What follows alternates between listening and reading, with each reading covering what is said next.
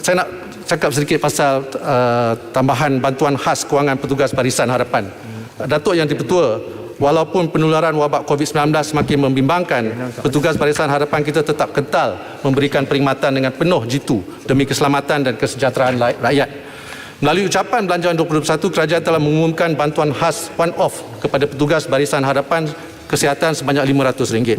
Sepanjang perbahasan, saya telah mendengar cadangan daripada ahli-ahli parlimen seperti Yang Berhormat Pontian, Bulu Rajang, Ibu Parat, Lembah Pantai Sendiri dan Jelutong mengenai perlunya mempertimbangkan bantuan khas untuk Barisan Harapan yang lain yang turut bertugas dengan penuh dedikasi dan komitmen. Minta penjelasan sikit, Muhammad. Justru ingin saya umumkan sekejap, dengan kerajaan bersetuju untuk memanjangkan bantuan khas secara one off kepada semua petugas Barisan Harapan yang lain sebanyak RM300.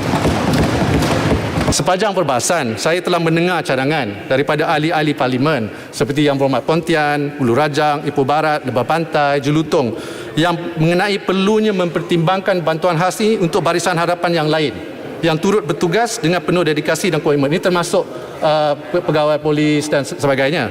Jadi saya ingin umumkan pada hari itu Belanjawan kita hanya memberi RM500 bantuan one off kepada Kementerian Kesihatan. Tetapi kita telah memperluaskan lagi dan memberi bantuan ini kepada semua petugas Barisan Harapan yang lain. RM300. Menteri, bolehkah ya Bapak Menteri jelaskan supaya tidak ada kekeliruan siapakah yang dimaksudkan dengan frontliners ini? Adakah termasuk contohnya mereka yang terlibat sebagai cleaners di hospital? Kedua, adakah Yang Berhormat boleh memastikan dari segi permohonan itu kita boleh kurangkan red tape yang dihadapi kerana ini antara rungutan nada dan nadi frontliners. Terima kasih. Terima kasih Yang Berhormat Lembah Pantai. Termasuk polis, rela, tentera, pegawai immigration, NADMA.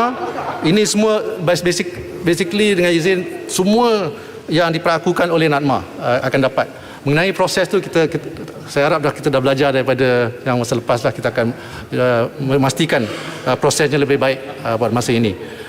Saya nak cakap sikit pasal program e-Belia. Ini banyak disentuh oleh Yang Berhormat juga. Ini semasa saya mengecap masa Belanjawan sebanyak RM50 secara one off ke dalam akaun e-wallet bagi mereka yang berumur 18 hingga 20 tahun. Ini jangka akan memanfaatkan lebih 1.5 juta belia. Yang Berhormat Menteri Pengajian Tinggi juga berpandangan agar keperluan pelajar-pelajar institusi pengajian tinggi diteliti oleh Kementerian Kewangan. Oleh itu, kita mengambil kira permintaan dari ahli parlimen seperti Yang Berhormat Pontian, Pasir Mas, Arau dan MUA juga untuk membantu mahasiswa di IPT dan IPTS dalam konteks norma baru. Kerajaan bersetuju untuk menambah baik program e-Belia seperti berikut. Pertama, meningkatkan jumlah e-Belia daripada RM50 kepada RM100. Dan kedua, memanjangkan inisiatif ini kepada 1.1 juta mahasiswa di IPT dan IPTS, termasuk yang berumur lebih daripada 20 tahun.